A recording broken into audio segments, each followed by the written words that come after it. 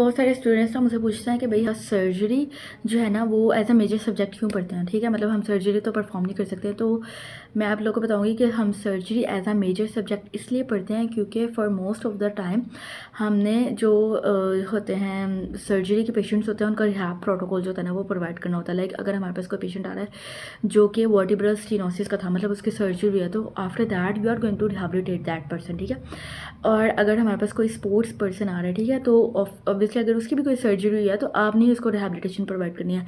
उसके बाद हमारे पास अगर कोई गैनी का पेशेंट आ रहा है, ठीक है, और अगर उसकी जो था वो सी सेक्शन हुआ था तो obviously you are going to provide a rehabilitation after that. तो उसके अलावा अगर हमारे पास कुछ जो मेजर चीज़ें आती हैं जिनको मैं डिस्कस करती हूँ, जैसे कि अगर कोई नी रिप्लेसमेंट, हिप रिप्लेसमेंट का पेशेंट आपके पास आ रहा है, तो उसमें आपने टोटल प्रोटोकॉल जो है वो before surgery and after surgery जो एक फिजियोथेरेपिस्ट ने उसको रिहैबिलिटेशन जो होता है ना वो प्रोवाइड करनी होती है। तो इस वजह से हम जो सर्जरी होती है उसको एज अ मेजर सब्जेक्ट पढ़ते हैं, जिसमें हम टोटल देखते हैं कि बिफोर दैट हम लोगों ने क्या क्या रिहैबिलिटेशन प्रोटोकॉल अप्लाई करना है, और जो पेशेंट की सर्जरी हो जाएगी, ठीक है, तो आफ्टर दैट क्या करना है। बिफोर हम इसलिए करवाते हैं ताकि पेशेंट को सर्जरी जो है ना वो अच्छे तरीके से हो जाए, उसकी कोई कॉम्प्लिकेशंस वगैरह नहीं। और आफ्टर दैट हम इसलिए करवाते हैं क्योंकि पेशेंट को आप लोगों ने जो नॉर्मल रूटीन होती है, मतलब उसके ADLS परफॉर्म करवाने में उसको हेल्प आउट करनी होती है। तो इस वजह से हम सर्जरी जो है ना वो उसको एज अ मेजर सब्जेक्ट पढ़ते हैं।